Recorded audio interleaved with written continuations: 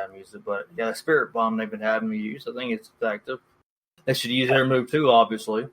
But what they have now is presented, a little bit differently. But I think that they're doing pretty good with them, and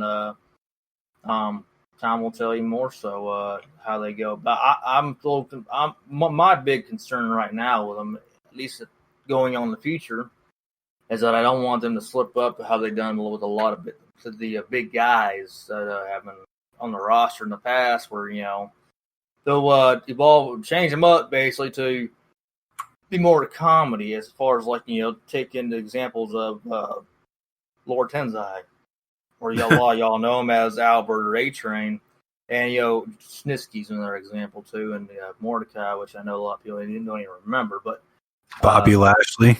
Lashley's there's different turns in his character I wasn't a big fan of, and Mark Henry.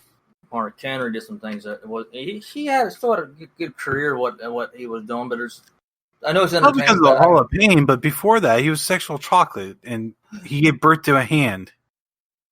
The Sexual Chocolate thing was one thing, but the hand was, oh my god. Yeah, I was like, what the hell are we watching on TV? He apparently had sex with a 90-year-old woman, whatever how old she was, and then she gives his birth to him. I know it's entertainment. I understand trying to entertain, but that's not. And I don't think Vince Russo was there, and that was a Vince Russo thing for sure. Oh yeah, Big Man has his moments too. That obviously a number of moments he's had. Can you just imagine being the creative? We're gonna put Mark Henry with was it Mae Young? It was Mae Young, right? Yeah, Mae Young. We're gonna put Mark Henry with Mae Young, and they're gonna have this thing because he's Sexual Chocolate, and she's gonna give birth to a hand. If I was in that creative meeting, my eyes would be like, "What the hell did you just say?" I have a very demented sense of humor, and I will fully admit that. But there would have been so much better things for that than just the hand. The hand was just weird. Oh yeah, I remember some reactions I had from a couple of friends that watched a time or two during that angle, and they're like, "Dude, I thought we were watching wrestling." One of my favorite comedy things from that era was when Mick Foley beat up Vince McMahon in the hospital. No, not Mick Foley. It was Stone Cold beating him up in the hospital, and takes a bedpan and bonks him on the head with it.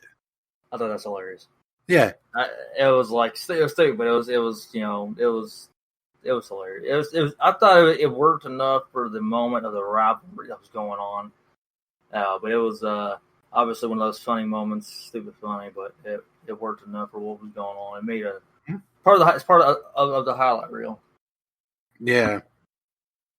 Yeah, and I mean, it wasn't meant to be serious, but that was a lot better. And the crazy one was he had the gun on Big Man. You remember that where he had the point, or it might you probably watched it on that one. But are you talking about the bang thing? Yeah, the bang thing where Peter's pants. Yeah, that was good. That was good. Going back to Keith Lee, because he just got called up from NXT. Did you see that now WWE and USA are considering moving NXT? I seen that recently. I was a little surprised by that, but not overly surprised. I think that's where they're going to have better ratings and more viewership for themselves. And it's for them it's good because they're not competing really well with AEW. Hey, it is what it is, but I understand McMahon didn't even want to do it, but I think that's probably their better option. They want viewership, better chance at it. Well, from what I gather, USA just wants to be recognized as the wrestling network, and they don't like the fact that TNT is encroaching on that. My thing is, the rumor I've read, it was Tuesday. I'm not a fan of that. I'd rather them move to Thursday. And I guess they don't want to move to Thursday because of Thursday Night Football, but on Monday you got Raw, Tuesday you got Impact, Wednesday you have AEW, and Friday you have SmackDown. Thursday would be, personally for me, would be more ideal because I do like Impact. I'd still just record an NXT and watch it on a later date. But But one of the things I don't want to happen is them to move it to Tuesday and pull viewership away from Impact because of it. Honestly, I don't. I guess I'm looking at a more personal, very personal viewpoint for Thursdays. And I'm not going to get all, I guess, be political about it. I think with some of the viewers that have walked away from NFL, I don't think it's going to, especially right now with the pandemic going on, not knowing what's going on in the NFL. I think that it's what I don't know, but I don't think I think it'd be better for them to be on Thursday. But of course, they're not going to care. They don't look at Impact as what they would say as a danger. Yeah, it's not going to affect them that much, and some of your hardcore wrestling fans are going to obviously DVR both of them. I don't watch Impact like I used to, but I try to keep an eye on it. And but yeah, obviously in WWE's eyes, they're not going to see it as a direct threat towards them. They have a more issue with AEW than they would Impact, obviously. But oh yeah, it's I think it'd be a good move for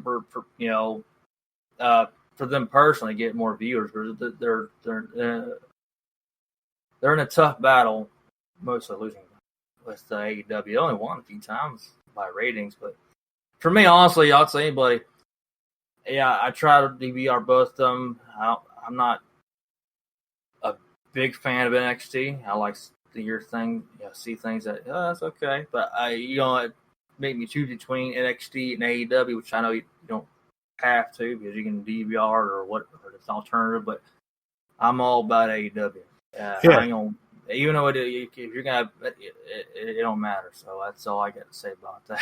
AEW's got so much more to offer, in my opinion. I don't find myself fast forwarding as much as I do within WWE's content as I do. I barely fast forward with AEW. I mean, even when I know it's going to be pretty much a long match that may not have the best high points, but it's like it's between the commentary and just the passion, just the storytelling, especially. But it's I really don't fast forward unless it's obviously a commercial break. I don't do that whole hashtag. The secret hashtag AEW does during their. Well, you gotta watch the Sami Zayn segments because they're hilarious. I do try to keep an eye on that, but when they're just doing the secret hashtag during the matches, I usually fast forward a lot of times. Sometimes I don't. Last night I really didn't fast forward, and they had the big old brawl with the Battle Royal going on. I was intrigued by that. But. So last night with the Sami Zayn thing, did you see what Matt Hardy said? I saw part of it. He basically he said, "At All Out, you will be broken." Yeah. I saw that. Yeah. Those are entertaining. That's an entertaining spin-off of it. Oh yeah, I like their program. Unfortunately, it had to take a break for a month with Sammy being suspended, but it sucked not to see that. I honestly liked, but before the break the Sammy's suspension happened, that Hardy was like, "Hey, I want to help him out, get him away from Jericho." I liked that part too, and it turned into being even more personal with this. When they continued after Sammy's suspension. One thing Jericho and Matt Hardy are doing are making names of these guys. Matt Hardy's making a name of Sammy Guevara. Jericho made a name of Pineapple Pete. He's making a name of Orange Cassidy. Oh yeah. Cody made a name of Darby Allin. Oh yeah, Darby Allin's awesome. I like Darby Allin. He's exciting. He's obviously you would hear from the other side of the tracks with up north with McMahon. Like Darby was in WWE. Obviously, he's not big enough for in Vince's taste, but he's in a different area to where now he can be himself. I mean, I'm saying now as he is part of WWE, but guys like him could be themselves and show something of their potential and charisma. I like Darby Allin. Before I knew he even was, I didn't see him. There are people talk about he has a resemblance of a style in his look with Jeff Hardy. I'm like, well, that's interesting. I'm not really big on comparison necessarily, but when I see him, I'm like, okay, I see some influences in there, and I like Darby Allin though. He's got something cool and enjoy watching. Yeah, I like his style. I like the appearance. He gives off a very punk vibe. Not punk like the wrestler, but punk as in the music. So, Could you clear that one up? yeah.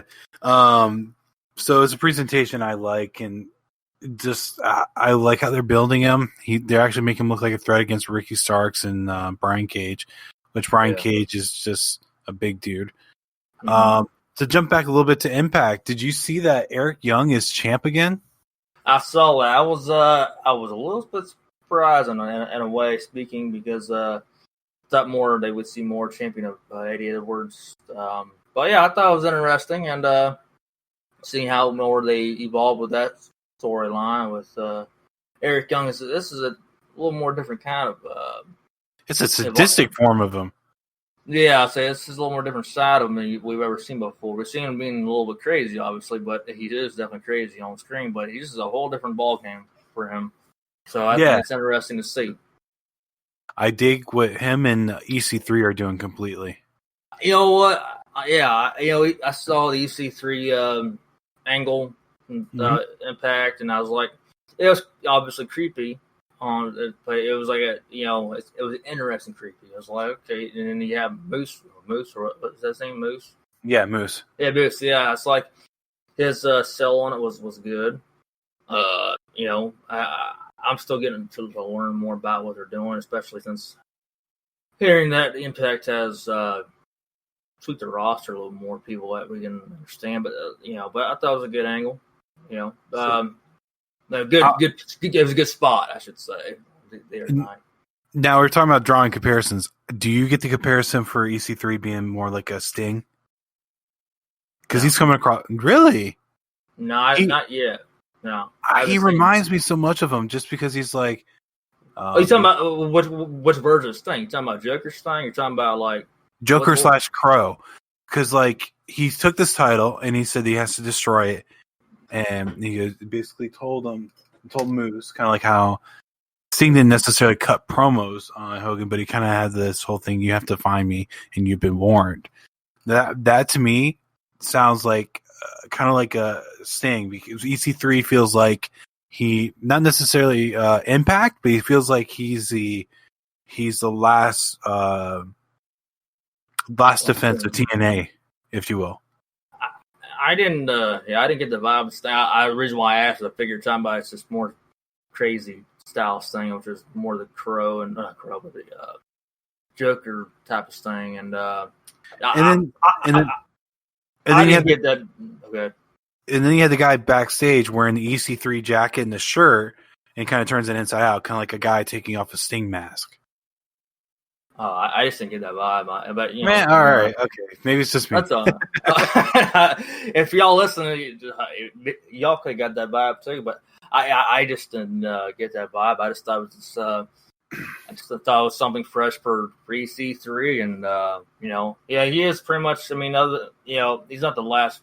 I think I've seen someone online. I don't pay attention to a lot of comments on your internet fan, so to speak, but I seen the words "last of dying breed." I'm like, no, because he still got a couple guys in there. He got Eric Young, and he got someone else is in there too that used to be an original. I thought. TNA. Yeah. Well, I mean, you could kind of consider Eddie Edwards that, because Eddie Edwards was there when. I guess further back. Come on, I seen good Lord, there's somebody else that is back around. Oh, was it Hernandez? Was that the name? Oh yeah, Hernandez is in there. Super Mech. Yeah. I mean, I haven't seen him wrestle yet, but I mean, he's in there. I guess they had parts for that Suicide in there too. I guess. Well, yeah, someone else being him, but you also Well, the Motor City Machine Guns are there too. Oh yeah. Them too. Can't forget about them. And they look, their in-ring performances hasn't missed a beat in my view. They're still doing great. One thing I seen about Impact, and it's just that I'm trying to get intrigued by it. I'm just not seeing a lot of great storytelling with the in-ring with a lot of people. I know that a lot of them are so young and coming up and learning everything, but I personally, my own viewpoint, I just don't see a lot of